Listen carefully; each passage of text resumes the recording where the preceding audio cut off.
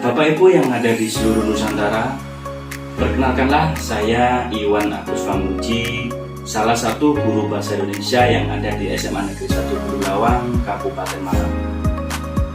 Pada kesempatan kali ini, saya ingin berbagi praktik pengalaman baik tentang pembelajaran berdiferensiasi berbasis podcast pada mata pelajaran. Pembelajaran berdiferensiasi menjadi pendekatan yang relevan dalam mengatasi tantangan pendidikan karena memungkinkan guru merancang pembelajaran yang sesuai dengan kebutuhan minat dan gaya belajar siswa.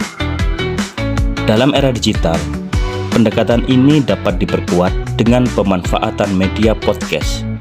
Podcast sebagai media audio yang fleksibel dan mudah diakses, menawarkan alternatif menarik untuk penyampaian materi, melatih keterampilan mendengarkan, dan mendorong partisipasi aktif siswa.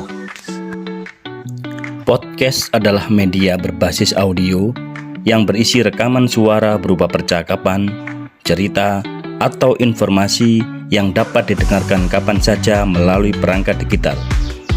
Dalam pendidikan, podcast dapat digunakan untuk menyampaikan materi pelajaran, memberikan tugas mendengarkan, atau melatih siswa untuk membuat konten audio yang mendukung pembelajaran aktif. Podcast sangat efektif untuk melatih keterampilan menyimak, berpikir kritis, dan pemahaman mendalam, terutama dalam mata pelajaran seperti bahasa Indonesia. Implementasi pembelajaran berdiferensiasi berbasis podcast diharapkan menciptakan suasana belajar yang lebih efektif dan inklusif. Dengan menyediakan konten audio yang sesuai dengan tingkat kemampuan siswa, guru memberikan ruang bagi mereka untuk mengeksplorasi topik secara mandiri. Pendekatan ini tidak hanya meningkatkan minat belajar, tetapi juga mengembangkan literasi mendengar berpikir kritis dan keterampilan berbahasa secara umum. Halo teman-teman semua, selamat datang di podcast perdana MPK dengan segmen Chat, Chill, Hear, and Talk.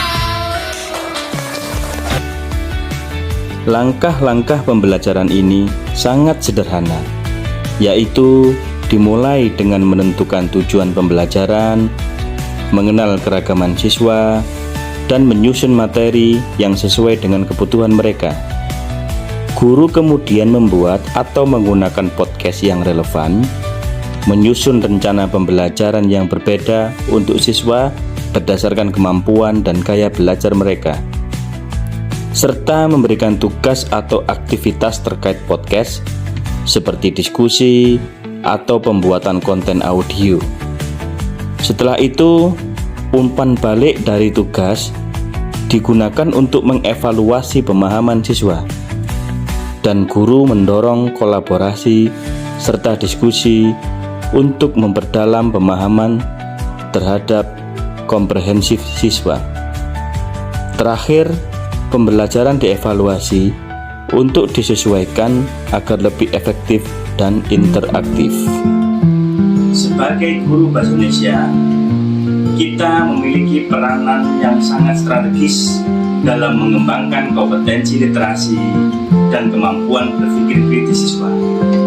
Akan tetapi kenyataannya, masih banyak beberapa guru yang menggunakan metode pembelajaran konvensional, sehingga pembelajaran yang monoton dan tidak terkontekstual akan menjadikan siswa menurun dalam minat belajar. Ngomong tentang biografi nih, kalian ada nggak sih teks biografi atau biografi mengenai seseorang yang kalian kagumi?